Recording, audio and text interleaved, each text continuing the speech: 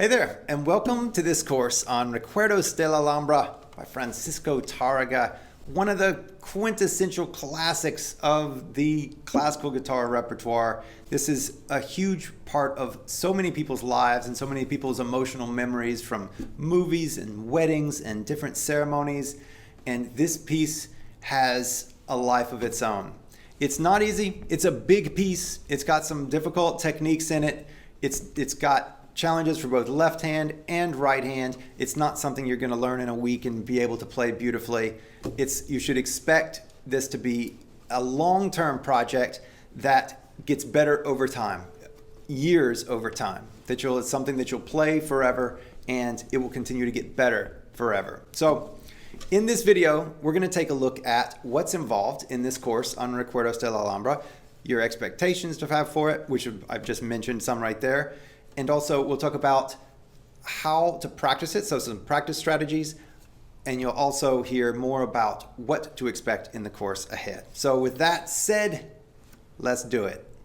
All right, well, Recuerdos is a tremolo piece, and a tremolo is a technique. So the tremolo,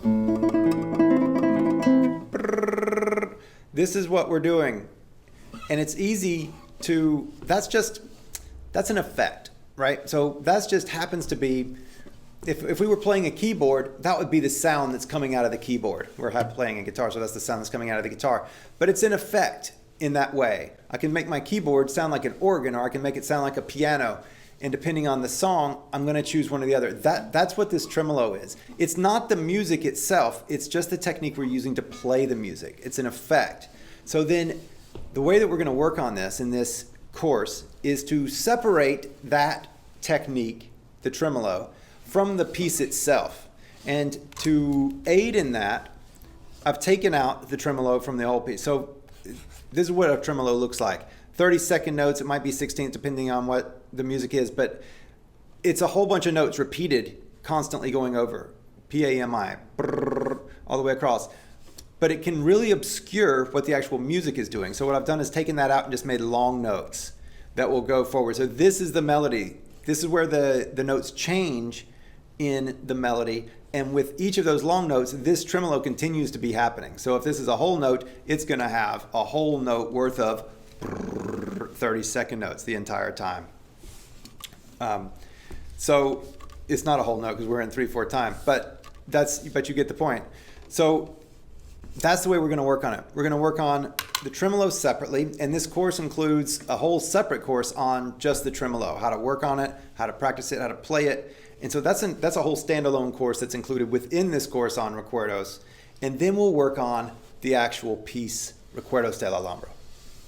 And the way that we'll do that is bit by bit.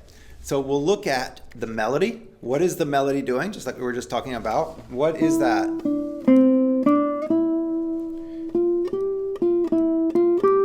I'm changing the rhythm there, but those are the notes of the melody. And then what are the bass chords? What are the chords? And to facilitate this, to aid in this, you can see here, if you can see these tiny numbers, there are these little squares with numbers in them, and these are practice sections. And this is the way that this course is organized, is that we've taken each of these practice sections and looked at them individually. So we go note by note, position by position. You'll get tips on drop your elbow here, do this, watch out for this, hold this note down while you're switching, and that'll make it more smooth. All these little tips on each note, one note moving to the next, so that you can play it as beautifully as possible once you get to adding in the tremolo. Now when we get to adding in the tremolo, we'll do it in phases. So first off, we'll just do it as a piece that doesn't have a tremolo, but has all the same left-hand fingerings.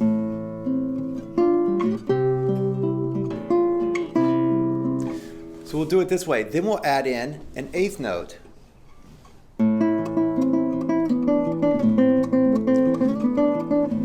So now we're starting to simulate the tremolo, but we can still hear what's going on. And that's one of the big problems with adding in the tremolo all at one time, is that we just don't hear anything anymore. We don't hear our bass line. We don't hear how things are flowing. Notes will be popping out and we won't realize it. There'll be quiet notes, all these different things, because the issue will be the tremolo. That's what we'll be focusing on. It just takes up too much bandwidth to do it all at once. After that, we can add in 2 notes as a triplet.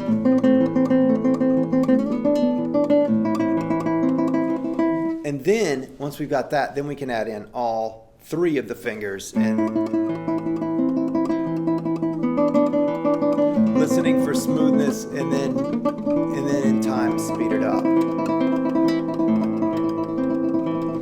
Now, at the end of this, after we go through the practice sections, and you can jump around in this course if you'd like to, what you'll notice also is that there's a video of most common mistakes. And these are mistakes people make when practicing. It might be useful to watch that sooner rather than later so you don't make those mistakes before getting to that video. And then we'll talk about phrasing. And there are different ways that we can think about phrasing this piece. We can phrase the melody. We can phrase other parts. We can think of harmony. And so we'll take those each individually and look at them. And then you can practice each of those individually, get them in your ear in a certain way. And then whenever you put the tremolo in and all together, then you won't be doing all of those all at the same time and getting the perfect tremolo and everything. But it'll raise your game just a little bit, and you'll be able to say, I really want to get louder in general this way, and here's why. I know why. I'm not going to slow down right here because of this. I am going to slow down there because of this. So there's all these different considerations and desires that we can have. And so you'll understand those and be able to interpret the music, make it beautiful in different ways, and understand why you're doing it in that certain way. And it's something to work on. Once you put the tremolo in, it's going to get really hard, and a lot of that stuff just blands out. But if it just gets 10% better because of it, well, then that's huge. 10% is great. So that's the goal with that. All right. Big project here. Expect to be on this piece for a really long time, and just let that be okay, right? This is like building a house.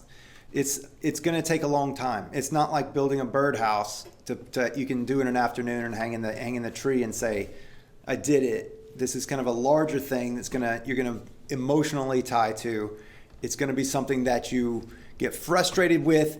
You'll have issues and not be able to work them out, and you'll have to be banging your head on the wall, feel like you're banging your head on the wall. You'll get tips on how to work through those types of issues, but still, you're probably going to have some sort of emotional roller coaster with this piece because it's big and because it's hard, and that's the way it is with hard pieces, big hard pieces. So expect that and know that that's just part of the game, and it's great because then we move through those and we rise, we become better players because of it, and that's the name of the game. This is the adventure we are on. All right, so with that said, let's just get started. See you in the next one.